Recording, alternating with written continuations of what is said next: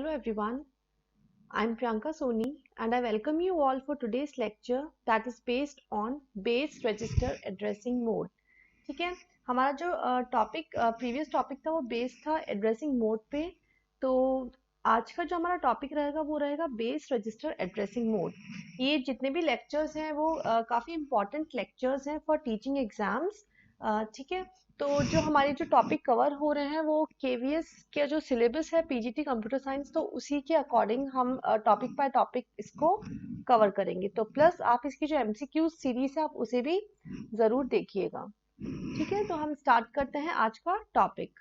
देखिए, first of all जब हम टॉपिक पढ़ते हैं एड्रेसिंग मोड, ठीक है, जब भी हम टॉपिक पढ़ेंगे एड्रेसिंग मोड तो हमें ये पता होना चाहिए कि हम इससे पढ़ते क्यों हैं। ठीक है, इसकी नीड क्या है, इसकी रिक्वायरमेंट क्या है।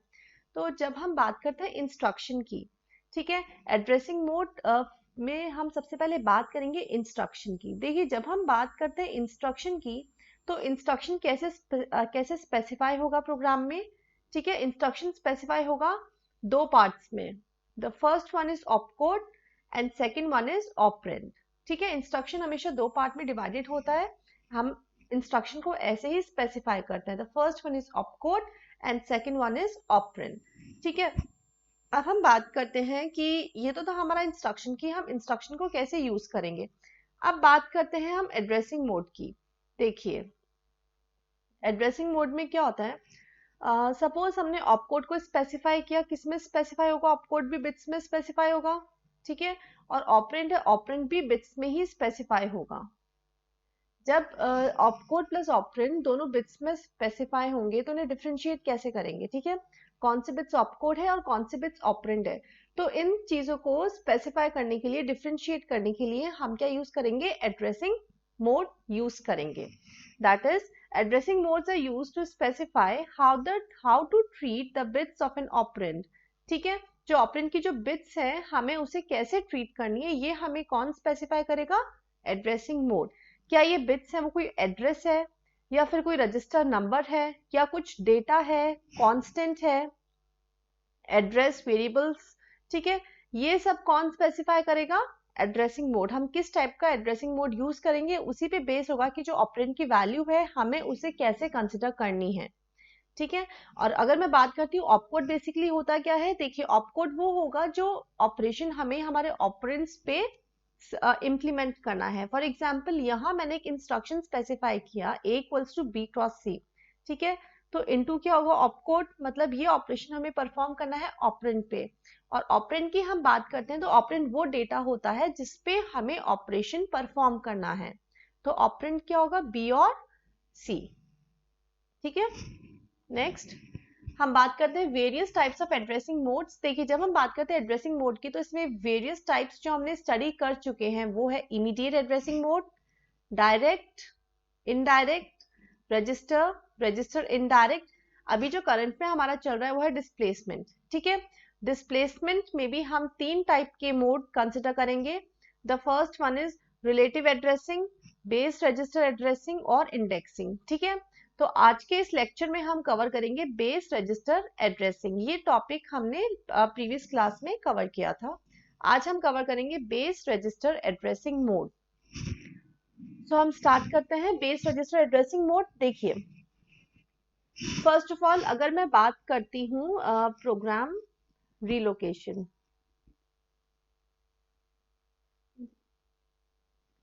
referenced register contains a main memory address field contains a displacement from that address, it is used in program relocation। देखिए, इन ये सब डेफिनेशन है, ये आपको एक्सप्लेन करती हूँ एक टॉपिक एक्सप्लेन करने के बाद में। जब हम बात करते हैं, फर्स्ट ऑफ ऑल अगर हम बात करते हैं प्रोग्राम रिलोकेशन की,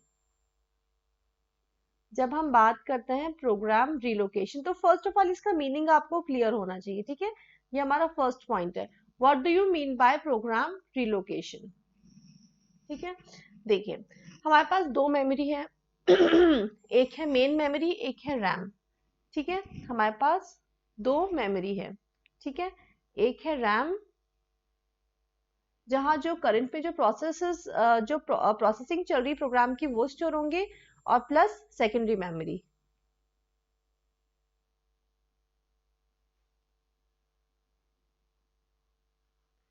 ठीक है, हमारे पास 2 मेमोरी है। अगर हम साइज की बात करें तो रैम का जो साइज है वो कम है in comparison to secondary memory. ठीक है, तो देखिए जब हम रैम की बात करते हैं तो रैम का क्या है, बहुत लिमिटेड साइज है। ठीक है, लिमिटेड साइज है, बट हमें इसमें क्या करना है, मल्टीपल प्रोग्राम्स को स्टोर करना है। जब हमें रैम में जो रैम का जो साइज है वो लिमिटेड है, मतलब इसमें जो प्रोग्राम्स हैं वो भी हम लिमिटेड ही स्टोर कर सकते हैं। ठीक है, तो लिमिटेड प्रोग्राम्स को ही हम रैम में ला सकते हैं। अगर हम बात करते हैं जैसे सेकेंडरी मेमोरी की, ठीक है, देखिए एग्जाम्पल में ये है हमारे पास सेकेंडरी मेमोरी। ठीक है, ये है हमारे पास मेमोरी, सेकेंडरी मेमोरी, और ये है हमारे पास रैम।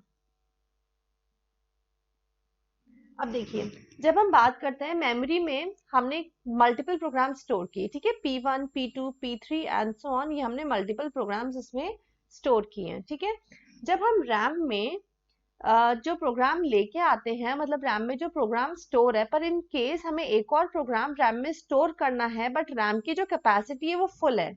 ठीक है, रैम की कैपेसिटी क्या है, फुल है। तो नए प्रोग्राम को, सपोज हमें एक प्रोग्राम लेके आना है P9, तो इसे रैम में स्टोर करने के लिए, क्योंकि अभी इसकी जो कैपेसिटी है वो पूरी फिल है, तो हमें क्या करना पड़ेगा, एक प्रोसेस को स्वैप आउट करना पड़ेगा। सपोज हमने P1 प्रोसेस को क्या किया, स्वैप आउट किया। हमने P1 प्रोसेस को स्वैप आउट किया। ठीक है, उसके बाद जैसे ही कोई एक प्रोग्राम जब स्वैप आउट होगा, तब जो स्पेस होगी, फिर हम फिर से इसी प्रोग्राम को क्या करेंगे, स्वैप इन करेंगे। क्लियर? ठीक है, ये जो प्रोग्राम रिलोकेशन का मेन मीनिंग है, मैं वो एक्सप्लेन कर रही हूँ कि हम किस किस केसेस में प्रोग्राम रिलोकेशन को स्पेसिफाई करेंगे। फर्स्ट हमारा ये था कि कोई एक प्रोग्राम है, अगर हमें उसे रैम में स्टोर करना है, क्योंकि रैम में बहुत लिमिटेड साइज है, तो इस प्रोग्राम को इसमें स्टोर करने के लिए हमें पहले से जो प्रोग्राम है जिसका भी कोई यूज नहीं है, हम उसे क्या करेंगे, स्वैप आउट करेंगे और इस प्रोग्राम को स्वैप इन करेंगे।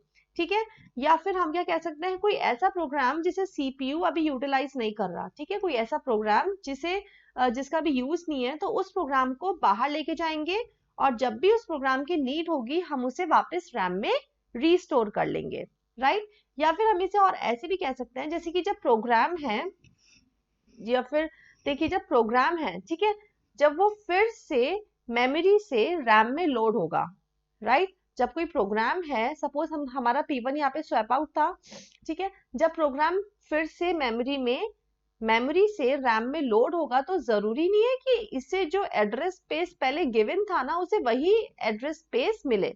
ठीक है, पहले हमारा P1 यहाँ स्टोर था, अब हो सकता है कि जो P1 को है वो ये वाला एड्रेस स्पेस मिले। ठीक है, तो इसकी जो लोकेशन है वो चेंज हो सकती है। या फिर हम बात करते हैं जैसे P2 P1 प्रोग्राम को हमने फिर से रिलोकेट किया है किसी और लोकेशन पे, तो ये जो सारे जो केसेस हैं, ये किसको स्पेसिफाई कर रहे हैं, प्रोग्राम रिलोकेशन को। ठीक है, सो प्रोग्राम रिलोकेशन की अगर हम बात करते हैं, तो इसका मतलब सिर्फ यही है कि कोई प्रोग्राम कि जब एड्रेस स्पेस चेंज हो जाती है, ठीक है, वो किस किस केसेस में चेंज होगी। फॉर एग्जाम्पल कोई हमारा प्रोसेस है जिसको सीपीयू अभी यूटिलाइज करेगा। ठीक है, तो हमें उस प्रोसेस को पहले रैम में स्टोर करना होगा, और जो ऐसा प्रोसेस जिसके भी कोई नीड नहीं है, हम उसे स्वैप आउट कर सकते हैं। ठीक है, फिर जब P1 की नीड होगी, हम उसे फिर से यहाँ पे स्वैप इन करेंगे। पर ये जरूरी नहीं है कि जो P1 को जो एड्रेस स्पेस पहले प्रोवाइडेड था वही इसे अभी भी मिलेगा। ठीक है, इसका जो एड्रेस है वो चेंज हो सकता है। तो इन सारे केसेस को कहते हैं प्रोग्राम को रीएलोकेट करना, मतलब प्रोग्राम को जो एड्रेस स्पेस है उसे चेंज करना। ठीक है, इन सब में ये फैसिलिटी कौन प्रोवाइड कराएगा, ये फैसिलिटी प्रोवाइड कराता है बेस रजिस्टर एड्रेसिंग मोड। ठीक है, कौन प्रोवाइड कराता है, बेस रजिस्टर एड्रेसिंग मोड। अब देखिए फॉर एग्जाम्पल, अगर हम बात करते हैं एक प्रोग्राम की, सपोज 100 से 199 तक हमारा एक प्रोग्राम स्टोर है, वो है 100 से 199 तक हमारा एक प्रोग्राम स्टोर है P1। ठीक है, हमारा एक प्रोग्राम स्टोर है P1। प्रोग्राम में मल्टीपल इंस्ट्रक्शंस होंगे, राइट, मल्टीपल इंस्ट्रक्शंस है। इसमें सपोज हमारे पास एक इंस्ट्रक्शन है ब्रांच 160।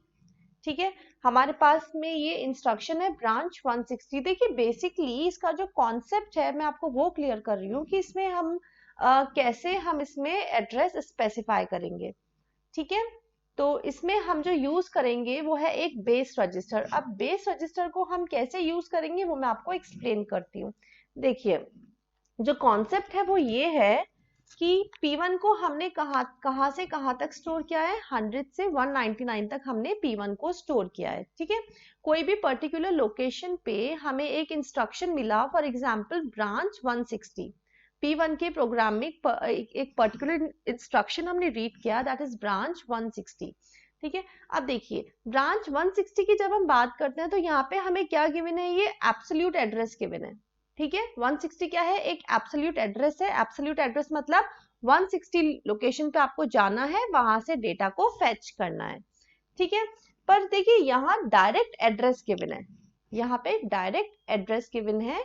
तो जब हम एक इसकी पॉसिबिलिटी की बात करते हैं, क्योंकि हमने भी स्वैप इन और स्वैप आउट का केस स्टडी किया है, ठीक है, यानी प्रोग्राम को रिलोकेशन हो तब हम इस एब्सोल्यूट एड्रेस को कैसे डील करेंगे।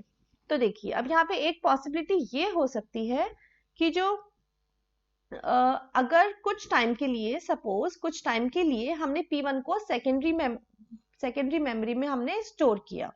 ठीक है, P1 को हमने सेकेंडरी मेमोरी में स्टोर किया।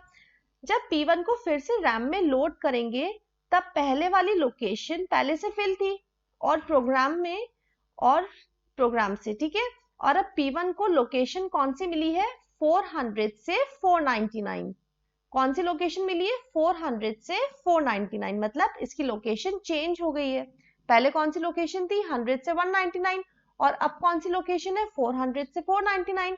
इसका मतलब ये रिलोकेशन हुई है। ठीक है, अब देखिए रिलोकेशन का मतलब क्या है, मतलब यहाँ जब हम ब्रांच 160 यूज करेंगे, ठीक है, देखिए इंस्ट्रक्शन तो वही का वही है। तो जब हमने यहाँ एक इंस्ट्रक्शन देखा कि यहाँ पे एक इंस्ट्रक्शन है ब्रांच 160, जब हम P1 प्रोग्राम के इस इंस्ट्रक्शन को फेच करेंगे तो ये कौन सा एड्रेस सर्च करेगा, 160 एड्रेस सर्च करेगा। पर 160 एड्रेस क्या इस एड्रेस रेंज में है, नहीं है। ठीक है, मतलब 160 मतलब ये क्या करेगा, किसी और प्रोग्राम के किसी और डेटा को फेच करेगा, किसी और प्रोग्राम के किसी और डेटा को फेच करेगा। ठीक है, तो देखिए अब हम इसे और क्लियर करने के लिए हम क्या करेंगे, हम सिर्फ डिस्प्लेसमेंट वैल्यू देंगे। ठीक है, मतलब ये जो एब्सोल्यूट एड्रेस है, सो इस एब्सोल्यूट एड्रेस को यूज नहीं करेंगे, हम यहाँ क्या देंगे, सिर्फ और सिर्फ डिस्प्लेसमेंट वैल्यू देंगे।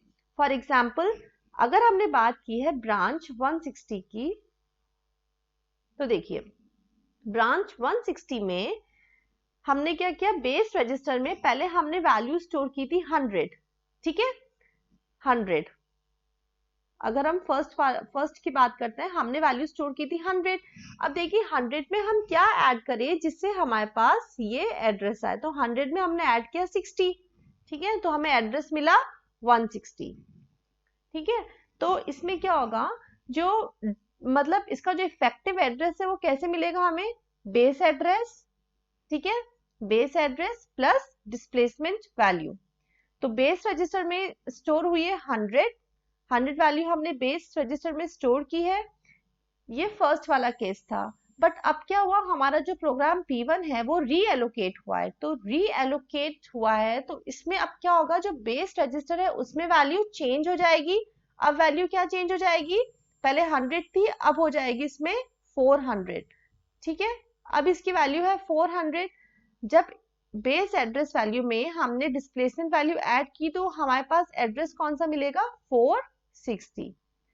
ठीक है, ये था इसका ओवरऑल कॉन्सेप्ट। मतलब बेस एड्रेस को बेस रजिस्टर में स्टोर करेंगे। फर्स्ट ऑफ ऑल जो प्रोग्राम का जो बेस एड्रेस है, ठीक है, प्रोग्राम का जो बेस एड्रेस है वो हम पहले बेस रजिस्टर में स्टोर करेंगे और इंस्ट्रक्शन में सिर्फ और सिर्फ डिस्प्लेसमेंट वैल्यू ही हम स्पेसिफाई करेंगे, ठीक है, इंस्ट्रक्शन में सिर्फ और सिर्फ डिस्प्लेसमेंट वैल्यू ही स्पेसिफाई करेंगे। तो देखिए हम बात करते हैं बेस रजिस्टर में, reference register contains a main memory address, ठीक है, हमने यहाँ बात की थी बेस रजिस्टर की।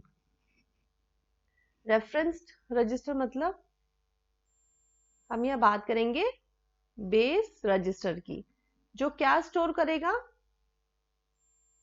उस प्रोग्राम का जो बेस एड्रेस है वो इसमें स्टोर होगा, ठीक है।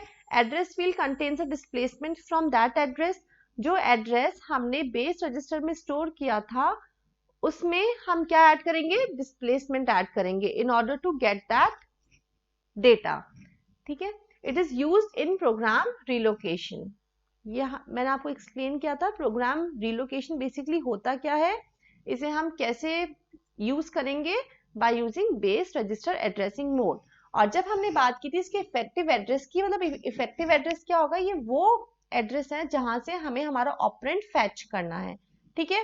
तो ये हमें कैसे मिलेगा, base register value plus displacement value, ठीक है। तो ये था हमारा ये base register addressing mode, base register जहां हम प्रोग्राम का बेस रजिस्टर यूज करेंगे प्लस डिस्प्लेसमेंट वैल्यू हम इसमें देंगे, इफेक्टिव एड्रेस होगा इसका base register value plus displacement value. So this was all about base register addressing value mode. Hope तो आपको क्लियर होगा। So thank you for watching, thank you so much.